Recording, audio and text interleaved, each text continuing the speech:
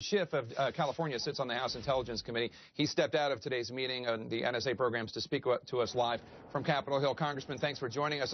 Quickly, James Clapper was also asked if our allies are guilty of the same sort of thing. Here's what he said.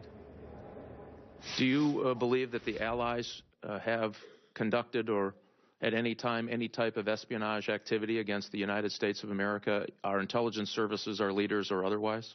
Absolutely.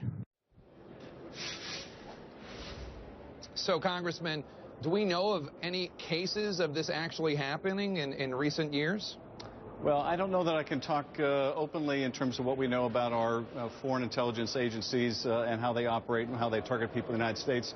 But I think it would be naive to presume that they're not very active in trying to collect on us, even though we are allies. It does happen. At the same time, I have a concern about this potential wiretapping of our leaders, of our allied leaders, and the damage that's doing to our reputation and the damage that it may do to cooperation that we need from them in pursuing terrorism cases. So there's a real cost. And the question is this justified? I think the President has indicated this is not consistent with our values. And my guess is that while he may not say as an absolute it won't happen again, there would have to be pretty extraordinary circumstances to justify any kind of a tap on a foreign leader of an allied nation.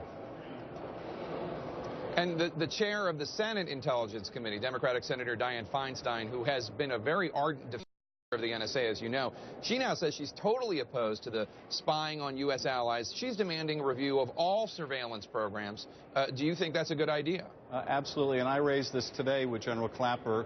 I think there has to be a real discussion about the intelligence community's obligation under law, under the National Security Act of '47, to inform Congress of significant intelligence activities like these that have such tremendous blowback potential. And I'm not confident, in light of these recent allegations, that we are getting those fulsome briefings, that we do know the full scope of what's going on overseas. We have a lot more visibility in what happens here at home. We all have a lot more safeguards in domestic surveillance because we have the FISA Court as well operating, even though that can be improved. But we have a lot less visibility overseas. And plainly, that's going to change in the intelligence committees, and it really has to change.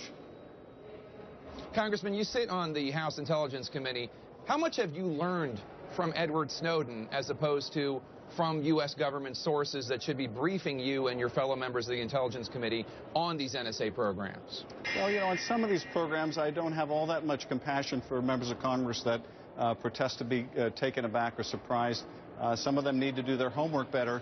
But on other things, and this most recent allegation is a very good example, if this is true, it's certainly not something I was made aware of. I'd be very surprised if many of the other Intelligence Committee members were made aware of it. Certainly Senator and Chairman Feinstein wasn't. And these are precisely, I think, of the magnitude that should be disclosed to Congress, because if it became public, as it has been reported here, the policy implications are tremendous. The diplomatic damage is tremendous. And Congress should be, along with the executive, weighing, is it worth the risk? Are we gaining such great insights that we can't gain other ways that we should undertake these operations? So we need a much better level of dialogue and discussion and oversight, and there are going to be changes made for sure. And that's one of the points, Congressman. I think we always hear from the White House and the NSA and from Director of National Intelligence Clapper, there is congressional oversight of these programs. There is oversight of these programs. The public is represented because there's oversight by Congress. You didn't know about this. Well, you know, part of it is what kind of disclosure are we getting? Are we getting disclosure in the form of we have high confidence? Let's say the intelligence community comes to us and say, we have high confidence that if we extend our stay in Afghanistan, we can count on the support of Germany or France, but not telling us why they have that confidence. If that confidence is based on a wiretap of one of the leaders, that's a very different story than informing us of you know, that kind of selector program, that kind of key leader program. That, to me, is not an informed consent or even an informed process. So I'll be interested to get to the bottom of what did they share with us.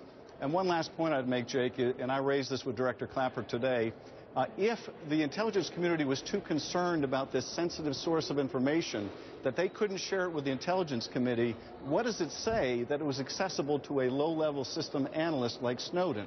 That, I think, raises a pretty profound question as well.